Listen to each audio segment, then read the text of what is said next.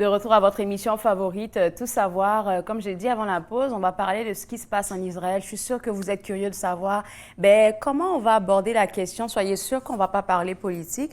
On parle avec l'auteur Yann Thomas Shaw qui a fait sortir dernièrement un ouvrage intitulé La Colombe. J'aime beaucoup le titre de l'ouvrage parce que Yann, la colombe, ça rappelle toujours, tu sais, la paix. C'est toujours, je pense que c'est une image qu'on a toujours quand on pense à la paix. Et je me demande à quel moment tu as pensé à écrire cet ouvrage-là? Parce que ça ne s'est pas fait du jour au lendemain. Oui, mais en effet, c'est un roman pacifiste. Oui. Moi, je suis pacifiste. J'ai décidé d'écrire le roman quand j'étais proche de la retraite. Oui. Je suis en retraite depuis 3 ans Okay. et puis un couple d'années avant, j'ai décidé de rédiger quelque chose qui regroupait en quelque sorte mes expériences, mes rencontres avec les gens du Moyen-Orient, les Arabes, les Palestiniens, les Israéliens, les Juifs. Et puis, en fait, c'est un roman, c'est fictif, mais il y a beaucoup d'éléments qui sont tirés de la réalité. Tirés de la réalité, tirés de mes propres expériences. Oui. Moi, j'étais pendant 26 ans diplomate. J'ai été posté au Moyen-Orient 2 fois. Oui. Et avant ça, j'ai travaillé comme agent de développement international. J'étais dans la bande de Gaza pendant que le processus de paix était vraiment à son apogée. C'était très intéressant par rapport à ce qu'on voit aujourd'hui.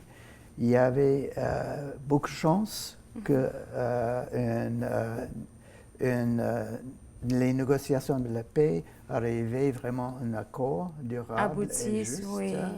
Il y avait des espoirs du côté israélien, des espoirs du côté palestinien. Et malheureusement, pour les raisons politiques, on ne va pas parler trop de la politique ici, mais vraiment, il y avait les gens qui étaient les colombes, les gens en faveur de la paix. Ils ont perdu le pouvoir.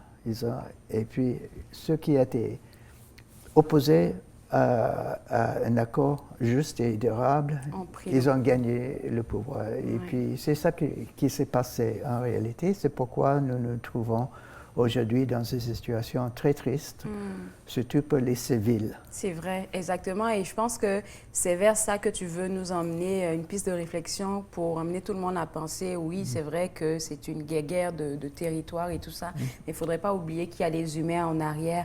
Et j'aimerais, toi, t'entendre, vu que tu as vécu quand même un tout petit peu longtemps là-bas, c'était quoi la vie quand tu étais là-bas? C'était quoi, je vais dire, l'atmosphère? Comment c'était là-bas? Ben, c'est magnifique, vraiment. Les gens qui ont vécu dans les pays arabes ou même en Israël, c'est tout à fait différent. Il y a une chaleur, c'est pas juste le soleil, quand même, il y a une chaleur. Une chaleur humaine. Et puis, c'est un peu exceptionnel parce qu'en vrai, entre les Israéliens, beaucoup d'Israéliens viennent des pays arabes à l'origine. Comme ça, ils sont très à l'aise avec la culture arabe, avec la cuisine arabe. Et puis, parfois, on ne sait pas si c'est un Israélien ou bien un Palestinien. Parce qu'ils sont tellement semblables, ces gens-là. Il y a d'autres Israéliens qui viennent d'Europe et ils ont les coutumes un peu différentes, la nourriture un peu différente. Mais quand même, on voit les ressemblances entre les deux peuples. En fait, les Arabes et les Juifs en Israël, en Palestine, ils se disent que l'autre, c'est leur cousin. Et pas de leur cousin. C'est bon, ça. Et c'est vrai, il s'agit de deux peuples qui sont très proches l'un de l'autre. Mais sur le niveau politique, ils sont très polarisés en ce moment. Ça n'a pas été toujours comme ça, mais en ce moment, c'est une polarisation qui nuit à toute résolution de ce conflit. On peut le voir. Alors, cet ouvrage, La Colombe, de quoi est-ce que tu dis que c'est un roman fictif, mais de quoi est-ce qu'il est question dedans? Voilà, il y a beaucoup de personnages. OK. C'est pas facile à lire pour certaines personnes parce qu'ils disent c'est qui cette personne-là. Mais il y a 3 personnages qui travaillent ensemble pour essayer de lancer une initiative de paix pendant une période où les chances pour la paix étaient très minimes. Et puis, c'était un journaliste français qui a passé quasiment toute sa vie au Moyen-Orient. C'était le grand expert, il y a maintenant 50 ans. Et puis, il y a un ami qui est israélien, politicien israélien de gauche. Et puis, un Palestinien, un militant, dissident. Et puis, l'Israélien et le Palestinien, ils se sont rencontrés pendant la guerre civile au Liban, pendant l'invasion israélienne du Liban. Et l'Israélien a été pris prisonnier par le militant palestinien et ensuite libéré. Et comme ils avaient cet ami commun, le journaliste français, ils étaient en contact l'un avec l'autre pendant des années. Et à un moment donné, les Israéliens et les Palestiniens sont arrivés à la conclusion qu'une solution militaire, c'est pas faisable. Il n'y a aucune solution militaire. Il faut vraiment faire des compromis, il faut négocier.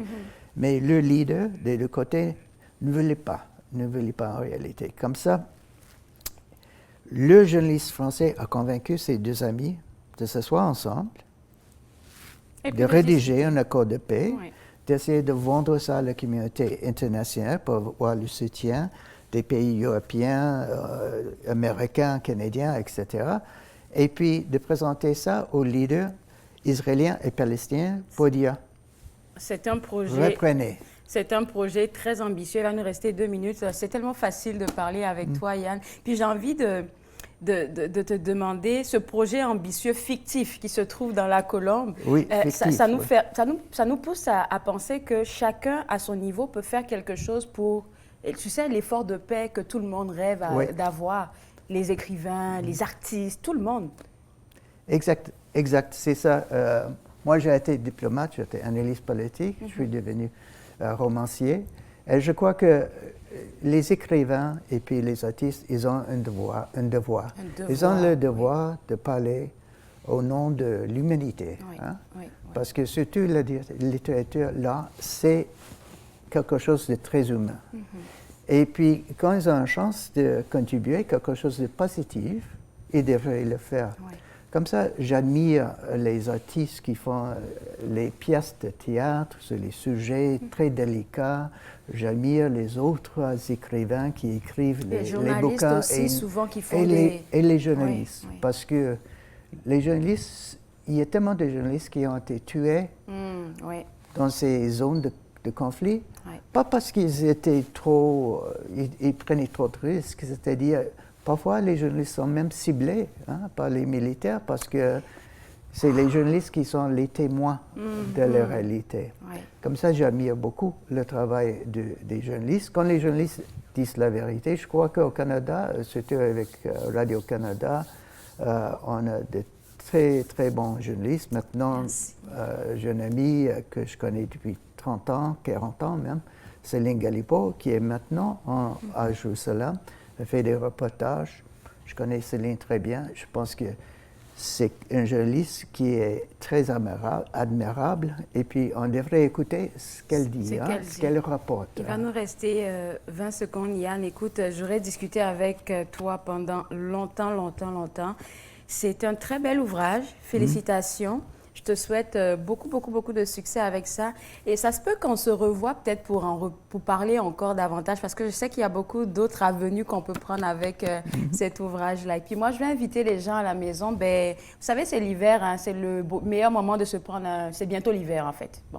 Prendre un chocolat chaud et puis pouvoir lire un bon ouvrage. Je vous suggère La Colombe, disponible au www.éditiondavid.com. On va prendre une pause et juste après la pause, on parle avec notre physiothérapeute Arthur, que vous regardez Tout savoir.